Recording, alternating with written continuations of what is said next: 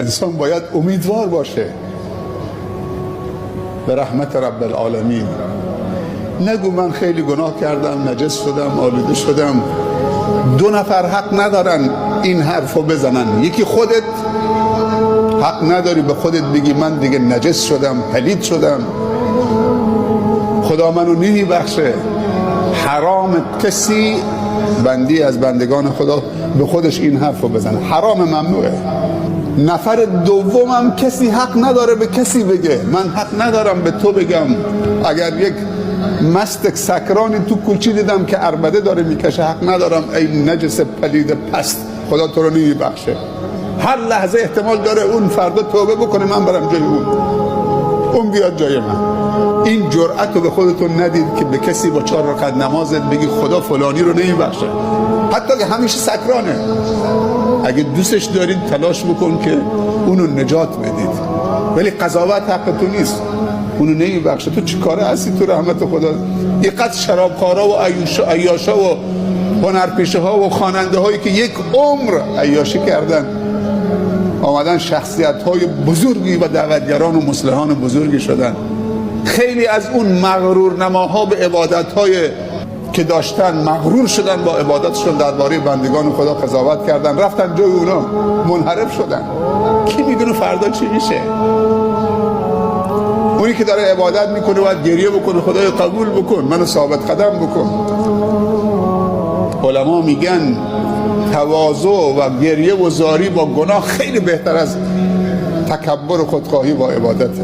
یکی از سردسته های بزرگ راهزنا، اگر اشتباه نکنم عیاط، این زمانی رفته بود شب روی دیواری که بپره تو خانه، سبحان الله، رو دیوار منتظر بود که بپره تو خانه. یک دفعه صدای آیی از داخل خانه شنید که صاحب خانه شب به نماز ایستاده بود. زمانی که این رفته بود چه اون خانه رو بزنه. قدیم خود دیگه برقی نبوده، سر صدایی نبوده، خلوت، رو دیوار نشسته بود که بپره. یک دفعه صدای آیه شنید که بعد از سوره هم اون صاحب خانه داره میخونه ألم يأن للذين آمنوا أن تخشع قلوبهم لذكر الله وما نزل من الحق.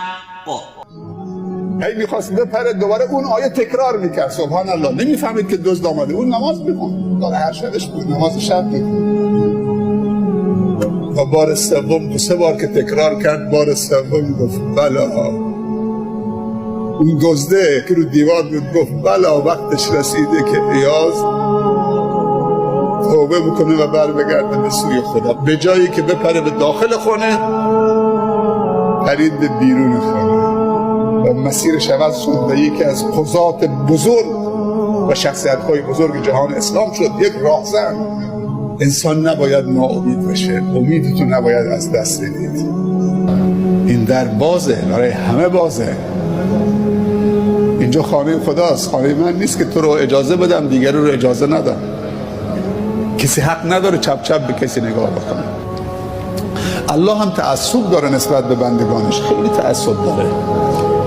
الله به ابلیس گفته تو 1 سال، 2 سال، 30 سال، 40 سال بندگان منو گمراه میکنید، فکر میکنید که به قول زنجیر کشیدید، دیگه مطیعتان مالتان، از من گرفتید، ولی من یه داغی بر دلت میذارم. بعد از 40 سال 50 سال که بنده منو شکار کردی، در قبضه خودت گرفتی، یه لحظه یه جرقی براش ایجاد میکنم، یه توبه نصیبش میکنم، تلاش 50 سالت رو برباد میدم. من اجازه نمیدم بندگانمو ازم بگیرید. الله غیرت داره، تعصب داره نسبت به بندگانش. این تعصب خدا نسبت به بندگانش و مهرورزیش. خدای نگاه به خطاهای ما مکن، به اشتباههای ما مکن، به گناههای ما مکن. نگاه به اون رحمت بیکران خودت بکن که از خشمت سبقت گرفته. سبحان الله، یک قطره رحمت تو میتونه گناه 100 ساله ما رو برباد بده، ذره ذره بکنه، بسوزونه. ألم يأن للذين آمنوا أن تخشع قلوبهم